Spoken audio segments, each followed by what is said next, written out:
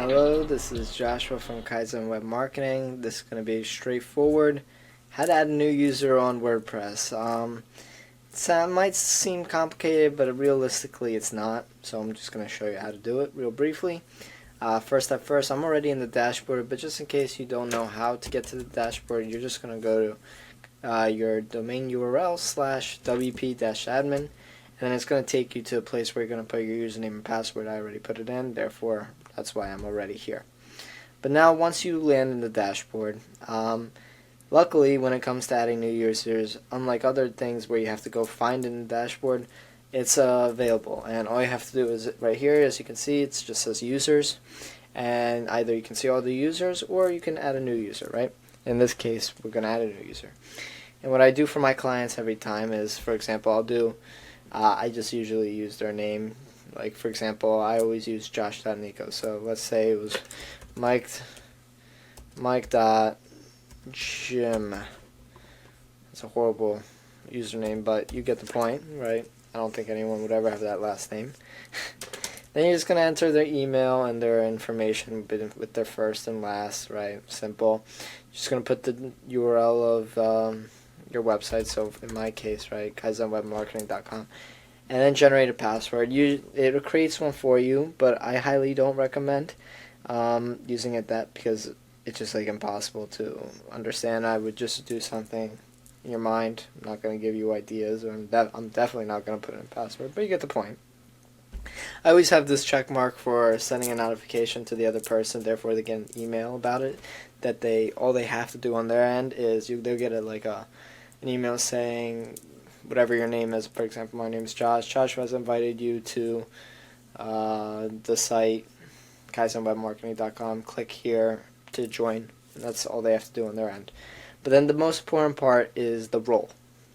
And depending on who you are or what you want, so if you're going to be the one distributing roles, you're going to be the administrator, right? But let's say you're not. Who cares? Let's say I wanted to add one of my employees. So the difference between each role is, and I'm gonna, rather than trying to explain it myself, it's better to use WordPress. So very simple here. I'm gonna put this in comments just to read it, but if you're the administrator, you have the power of everything. That's why on my end you can see everything. Then as an editor, you have access to most things, but not everything. And as you can go, it goes from top to bottom in terms of importance. If you just want someone to be able to see the updates, you choose a subscriber, but you don't want them, especially some of my clients that aren't tech savvy, I might want to put them in the subscriber so that way they don't mess anything up. Personally, I usually make everyone a editor or administrator, because I know that I can trust them, but again, it's on your end. And if you're curious on what the dashboard looks like for them, you actually have the capability, if you're the administrator, right? As if you can see here, view as, right? So let's say I turned it into editor, right? Leave, I'm going to pretend. And you see how many things disappeared? I just don't have access to everything.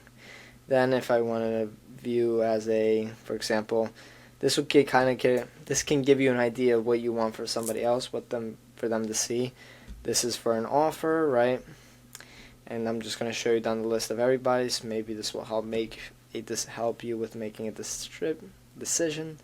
As you can tell, the menu continues to decrease, and they can access less. Therefore, they don't mess up more things, or if you just don't want them to see everything, right? And this is a subscriber, which realistically, I don't even understand what the hell this is for. Yeah, just the updates right here. But I would probably never put anyone as a subscriber. And that's exactly how you add a new user. Now I just went alleviated from it, but going back, add new user, put in the information, choose the role you think works best for you, and then add them. And the cool thing about WordPress is you can add as many people as you want. I don't necessarily recommend that, but you have the capability of doing so. Make sure you trust the people. Make sure they don't screw you over. With that being said, I hope you guys found this helpful, and I hope you can take this information at somebody and boom shakalaka. I don't really know what I wanted to say in the end. And if you are interested, right, please book a free consultation if you need a new website. I also provide SEO, SEM services, reputation management. I use a CRM called Go High Level, Please check it all out. The link will be in the description. And if you really did enjoy this, please just drop a like and subscribe. I'm trying to grow this channel. Just nothing significant, but I want to get more people, more subscribers, because I believe I can help people out, right? So thank you.